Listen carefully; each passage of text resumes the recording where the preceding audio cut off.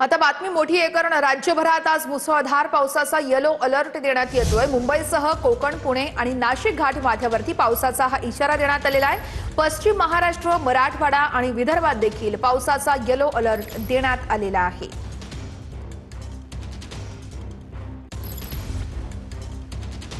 बातमी पुण्यातून आहे। बांधकामासाठी जर का पिण्याचं पाणी वापरलं तर कारवाई केली जाणार आहे। पुणे पालिकेचे बांधकाम व्यावसायिकांना सक्त निर्देश आहेत। पुण्यामध्ये 1 दिवसाआड पाणी पुरवठा सुरू आहे।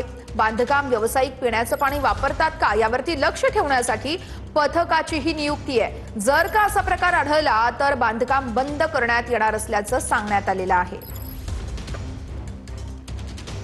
आता मुंबईकरांसाठी महत्त्वाची बातमी आहे कारण मुंबईकरांची चिंता वाढली आहे। मुंबईला पाणी पुरवठा करणाऱ्या तलावांमध्ये अवघा 7% इतकाच पाणीसाठा शिल्लक आहे। जून महिना संपत आला तरी पावसाची तूट कायम आहे। यंदा मान्सूनचं आगमन उशिरा झालंय, त्यामुळे मुंबईमध्ये पावसाची तूट आहे।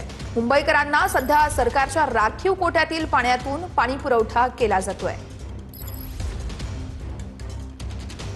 त्यामुळे मुंबईकरांनो पाणी जपून वापरा असं आवाहन प्रशासनाकडून केलं जात आहे।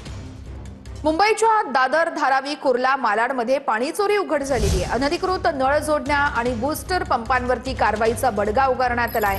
बीएमसीकडून 10 दिवसात 291 अनधिकृत नळ जोडण्या खंडित करण्यात आलेल्या आहेत। कमी पाणी साठ्यामुळे बांधकाम, स्विमिंग पूलचं पाणी आधीच बंद करण्यात आलेलं आहे आणि त्याच अनुषंगाने आता मुंबईच्या दादर, धारावी, कुर्ला आणि मालाडमध्ये पाणी चोरी उघड झालेली आहे।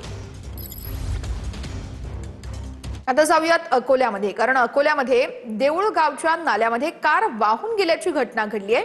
सुदैवानं या गाडीतील सगळेजण नाल्याजवळ गाडी उभी करून एका मैताच्या अंत्यदर्शनासाठी गेले असल्यानं गाडीमध्ये कोणीही नव्हतं, त्यामुळे मोठी दुर्घटना या ठिकाणी टळलेली आहे। अकोला जिल्ह्यातील पातूर तालुक्यात झालेल्या मुसळधार पावसामुळे नाले, ओढे दुथडी भरून वाहत आहेत आणि त्यातच ही गाडी अक्षरशः वाहून गेल्याचं आपण हे बघू शकतो।